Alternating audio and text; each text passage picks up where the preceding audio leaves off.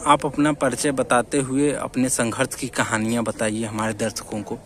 जी, मेरा नाम समीर अंसारी हुआ।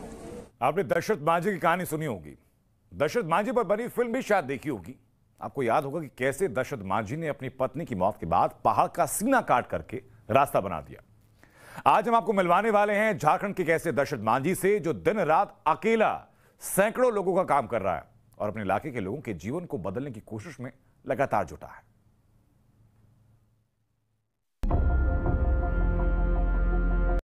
आप अपना परिचय बताते हुए अपने संघर्ष की कहानियां बताइए हमारे दर्शकों को। जी, मेरा नाम समीर अंसारी हुआ और मैं बाबा धाम देवघर झारखंड से बिलोंग करता हूँ। मेरी संघर्ष की लंबी कहानी है।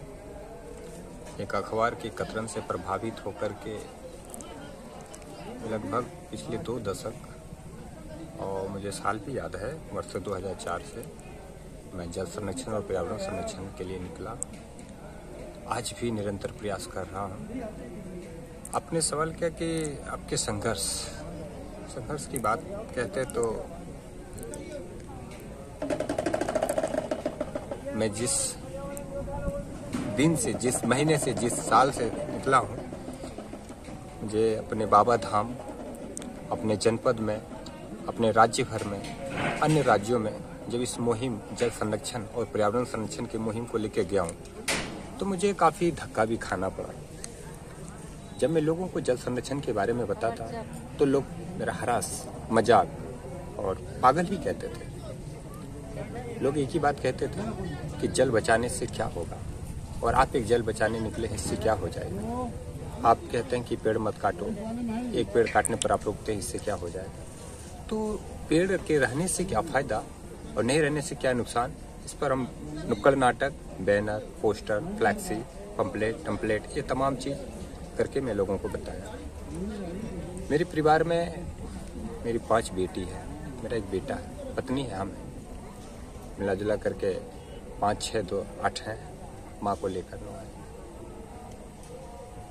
मेरे इस काम के प्रति इतना जुनून है कि मुझे और कोई काम नहीं दिखता है। आज मेरा पूरा परिवार भूख के कागार पे है। और जब मैं देवघर बाबा नगरी के इकलौते और लाइफलाइन कहे जाने वाली डढ़वा नदी को बचाने के मुहिम में निकलने का उद्देश्य यही था कि देवघर बाबा नगरी के पूरे शहर में बस एकमात्र नदी डढ़वा नदी, जिसको लोगों ने चारों तरफ से शहर के सारे नली के ला करके उसमें ऐसे बहाया कि आज वो डढ़वा नदी में जो भी आप जल देख रहे हैं, किसी दृष्टि, किसी एंगल से वो जल नहीं, बिल्कुल मल है। और उसी डढ़वा नदी में एक वक्त था कि काफी पानी बहता था और स्वच्छ लोग पीते थे, उसी पानी को खाना बनाते थे। आज इंसान का स्नान करना तो दूर, पीना तो दूर, नहाना तो दूर, मवेशी भी उस पानी को पीना पसंद नहीं करते हैं। इसे जब मैं बचाने के लिए निकला तो आसपास के मोहल्ले के दबंग किस्म के लोगों ने उसे जेसीबी से खुदाई करके, समतलीकरण करके फसल योग्य खेत बनाया। और लोगों ने जो किया आज उस जमीन को अतिक्रमण मुक्त कराने के लिए जब मैं निकला, कई बार लोगों ने मेरे साथ मारपीट भी की, मेरे साथ कई बार हमला हुआ। मैंने काफी प्रयास किया, मैंने इसके लिए शासन प्रशासन को लिखा, पत्राचार किया। अंत में मेरी लड़ाई, ये हमारी जीत हुई। राज्य सरकार ने इसे संगीनता से लिया, पूरी गंभीरता से लिया। आज इस नदी को मैंने अतिक्रमण मुक्त कर दिया और मेरे अतिक्रमित मुक्त भूमि पर आज नदी के दोनों तटों पर पेड़ पौधे लहलहा रहे हैं। पेड़ पौधे तो सरकार ने लगवाई है, पर इसकी निगरानी बगैर किसी सहयोग से, निस्वार्थ भाव से अपने जीवन को नछावर करके मैं लगा रहा हूँ। दोनों तटों पर आज 15,000 पेड़ पौधे लहलहा रहे हैं। इसके संरक्षण करने के बाद वहाँ पे खाली जो जमीन था, वहाँ पे मैंने एक जल संरक्षण के लिए तालाब बनाया और खेतों का पानी बह करके सब नदी में जाकर के व्यर्थ हो जाता था। उसे बचाने के लिए, वर्षा जल को सहित करने के लिए मैंने एक तालाब बनाया जो लगभग 400 फीट लंबा है, 150 फीट चौड़ा है, 10 से 14 फीट कहीं गहरा भी है, ऐसा है। उसमें वर्षा जल संरक्षण हो रहा है। अब रही बात की संघर्ष, तो हमारी स्थिति इतनी दयनीय है और इस काम के प्रति मेरा ऐसा जुनून है कि मैं इसे छोड़ नहीं सकता हूँ और मैं दूसरा काम नहीं कर सकता हूँ। मेरे संघर्ष में आज इस मुकाम पे हूँ कि लोग मुझे सम्मान भाव से भी दिख रहे हैं। मेरे गांव समाज के लोग, कुछ लोग तो नहीं जान रहे, लेकिन कुछ लोग जो जल संरक्षण से जुड़े हैं, जो पर्यावरण संरक्षण से जुड़े हैं, जो पढ़े लिखे विद्वान हैं, जो हमें सम्मान देते हैं। और यदि मैं जल नहीं बचाया और पर्यावरण का संरक्षण नहीं किया तो आने वाले समय में ऐसा होगा कि कोरोना को तो मैंने झेल लिया, 6 गज की दूरी किया, सब कुछ झेल लिया, इसके लिए वैक्सीन आया, लेकिन जब जल संकट होगा और हमें वायु नहीं मिल पाएगा, स्वच्छ वायु नहीं मिल पाएगा, हमारे फेफड़े के लिए स्वच्छ वायु नहीं मिल पाएगा, तो हम बेमौत मारे जाएंगे। अब रही बात संघर्ष का, तो मैं भूखे रह करके कई दिनों तक मैं भूखे रह के माड़ भात खा करके मैंने अपने जीवन में ऐसा देखा है, 7 दिन तक मैंने सिर्फ कच्चा मूली को खा के उस मेड़ की मिट्टी को काटा है। हमारे बच्चे अगर मुझसे 10 रुपया मांगते हैं ना तो मैं नहीं दे पाता।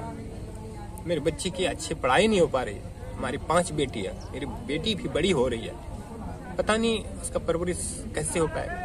अन्य घरों की तरह, अन्य बेटियों की तरह तो मैं उसे पर्याप्त मात्रा में जो चाहिए, जो एक बाप का फर्ज है पूरा करना, वो नहीं कर पा रहा हूँ, क्योंकि एक तरफ मेरा परिवार है, एक तरफ मेरा घर का राशन है और एक तरफ हमारे बच्चे। लेकिन मैंने अपने इस काम को इस देश के लिए मैंने छोड़ दिया।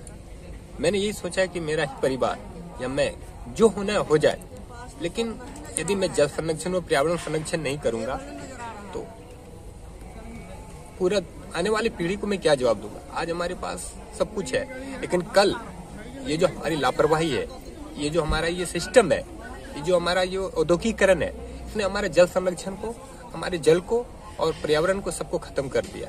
तो मैंने अपने परिवार को बलिदान दे करके पिछले 2 दशक से मैं जल संरक्षण कर। आज भी हमारे परिवार के बच्चे लोग कई रात भूखे सोए, आज भी सोते हैं, कहते पापा रात को क्या खाएंगे। मैंने कहा बेटी, अगर आस पड़ोस में घर में चाचा के पास, चाची के पास अगर घर में जो चावल बनता है उसका पानी जो निकलता है, मड़ कहते हैं, उसको भी पी के सोया। कई दिन हमारे बच्चे भूखे भी सोए हैं। आज भी मैं कहीं अभी यहाँ से जाऊंगा तो फिर मेरा वही स्थिति है।